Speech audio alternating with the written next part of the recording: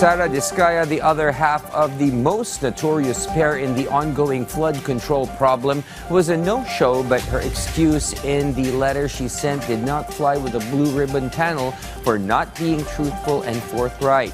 Thus, she earned the ire of the lawmakers and was cited for contempt. Our Daniel Manalastas has more, to include the much-awaited Bryce, Jinggoy, and Joel face-off. Senators Jinggoy Estrada and Joel Villanueva confronted former DPWH engineer Bryce Hernandez during the Senate Blue Ribbon Committee hearing. This came after Hernandez tagged them to anomalous flood control projects. The senators took the chance to make Hernandez prove his claims. Binigay mo ang pera kay D.E. Henry Alcantara at siya ang nagsabi sa'yo na bibigyan daw niya ako. Is this correct? Wala pong specific na sinabing ganon, Your Honor. Pagkatapos mo ko dinurog sa house, ngayon wala ka specific na sinabi. Yung dito po kay... Pakinggan mo muna ang tanong ko, Mr. Bryce, ha? Sabi mo sa testimony mo sa House of Representatives na binigay mo ang pera kay D.E. Henry Alcantara at siya ang nagsabi sa'yo na bibigyan daw niya ako. Is this correct? Tungkol po dun sa 2025 projects, opo. Senate Blue Ribbon Committee Chairperson Panfilo Lacson verified Hernandez's claims and found out...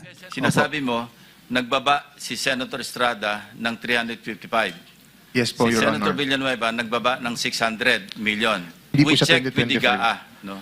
Yung kay Senator Villanueva, in fairness to him, hindi namin makita sa GAA yung mga enumeration mo o yung enumerated list of projects.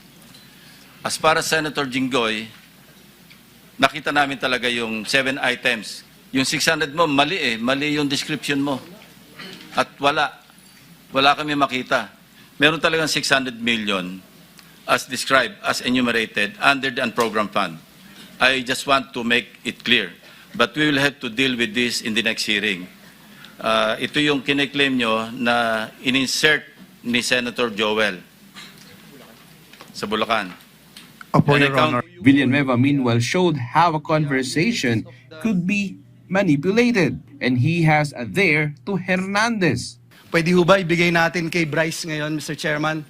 Hanapin niya po dito yung sinasabi niya doon sa House na nandito yung binabanggit niya na may flood control project si Joel Villanueva. Dapat siguro palitan niya yung pangalan niya, Bryce na lang. Pakita din po natin kung paanong mag-alter sa metadata of an image. Estrada belied claims that he asked for kickbacks for some projects. Pag sinabi mo ba, si Senator Hontiveros, mihingi ng 30%, maniniwala ba tao? Hindi. Pag ako, si Senator Estrada humingi ng 30%, maniniwala ba tao? Yes. Dahil, I have my past. Meron akong mga nakaraan na issues. Kaya, I am very vulnerable. Lacson meanwhile grilled Hernandez and showed this money, which was revealed during the House hearing.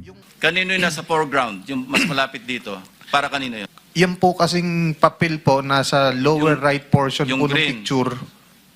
Hindi po, yung bond paper po. Okay. Meron po dyan, yan po, meron pong yung malinaw na picture niyan, meron po nakalagay, nakalagay po dyan is Mitch po.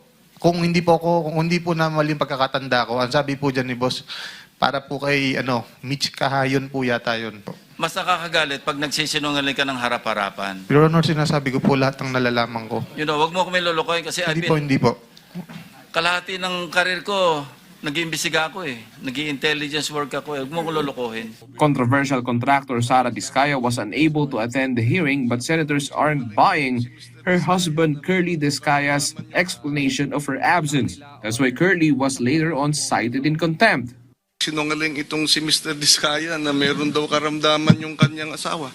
Binabastos mo kami, niloloko mo kami. Huwag mo kami lokohin because the chairman has the power to cite you in contempt.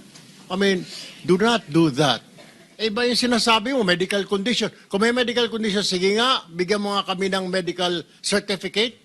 Iba yung sinasabi, mismo na misis mo Di ba kayo nag-usap?